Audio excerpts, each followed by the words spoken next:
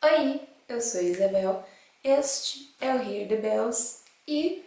neste novo episódio de Vale ou Não Vale a Pena Ler Essa Série, a gente vai falar da duologia de A Menina que Tinha Dons. Arrisco dizer que estamos falando de uma duologia porque o primeiro livro dessa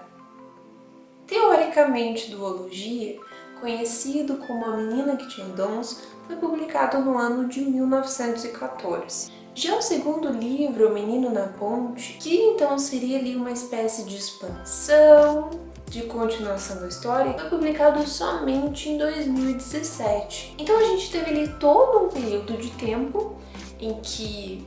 o autor poderia estar trabalhando em outros projetos, mas também aí na continuação dessa história. E apesar de que o segundo livro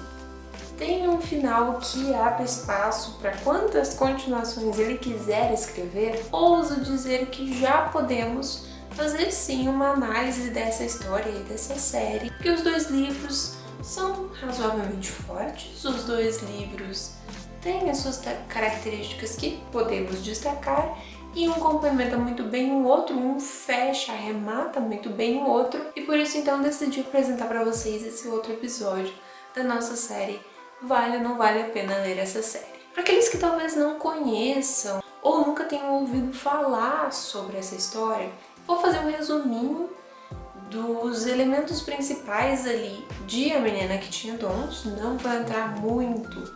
na continuação para também não dar spoiler para vocês. E depois eu comento aí sobre como um livro complementa o outro, sobre as minhas opiniões, reflexões sobre eles e também, é claro, se vale ou não vale a pena realizar a leitura desses dois livros. Então ali em A Menina que Tinha Dons a gente vai ter um mundo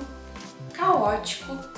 problemático, enfrentando as consequências de uma espécie de infestação, infecção zumbi. Sim, essa é uma história que contém o que a gente poderia muito bem classificar como zumbis. No caso específico de A Menina que Tinha Dons, a gente não vai ter zumbis comedores de cérebros. Aqui a infecção acontece por meio de um fungo que a princípio ali só afetava formigas, mas que por algum motivo ali sofreu uma mutação e começou então a afetar, infectar humanos. O que acontece então é que a partir do momento em que o ser humano é infectado, aquele fungo vai se interligar ao sistema nervoso e vai de certa forma assumir o controle. Uma vez assumido o controle, as pessoas infectadas não vão fazer nada além do que buscar mais alimento, e por conta disso elas começam a ser classificadas então como famintos, porque sempre que existe uma presa, um animal ou uma outra pessoa por perto, os famintos despertam e correm atrás daquela pessoa, animal,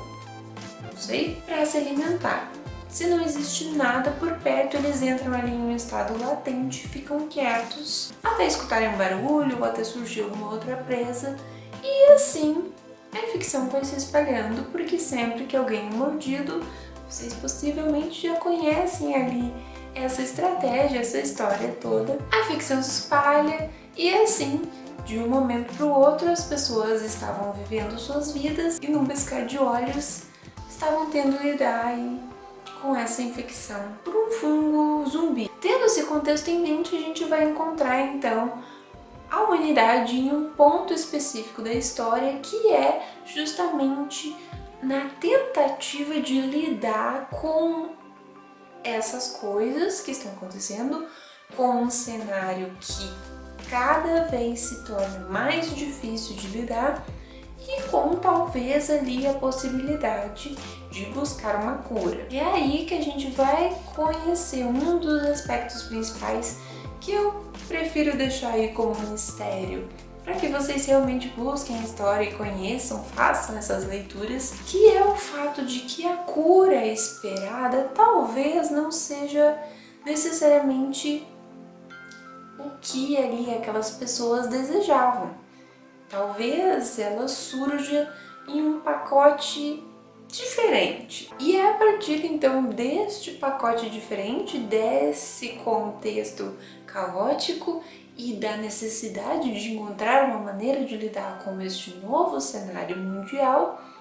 que a gente vai adentrando então o universo de A Menina que Tinha Dons. Uma das coisas mais bacanas nesses livros é o fato de que a gente tem uma escrita detalhada ali na medida certa, mas que preza muito mais por uma leitura fluida, por uma leitura que instigue o leitor, por uma leitura, poderíamos dizer também, eletrizante. Na medida em que as coisas vão acontecendo, na medida em que os problemas vão surgindo, os desafios vão aparecendo e a gente tem que superar tudo aquilo,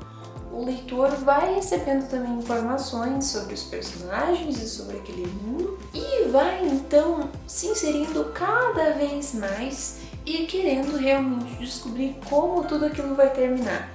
Não somente para os personagens específicos, mas também para o mundo em si, porque ele pode tanto ir por ladeira abaixo, quanto ali, por algum motivo, que prefiro não comentar, encontrar de certa forma uma salvação, apesar de que essa salvação talvez não tenha ali moldes, não pareça aos olhos daqueles que não conseguem enxergar realmente uma salvação. Para complementar então essa escrita eletrizante, instigante, que faz a gente querer virar página atrás de página e descobrir o final da história, a gente tem uma narrativa que poderíamos dizer se assemelhar ali a uma espécie de aventura, uma espécie de missão em busca de algo. Uma coisa que se repete nos dois livros é o fato de que a gente tem coisas acontecendo e essas coisas de repente não dão certo, ou então de repente surge um problema e aqueles personagens ou aquelas pessoas específicas, aquela comunidade específica tem que lidar com aquele problema, porque senão eles não conseguem avançar.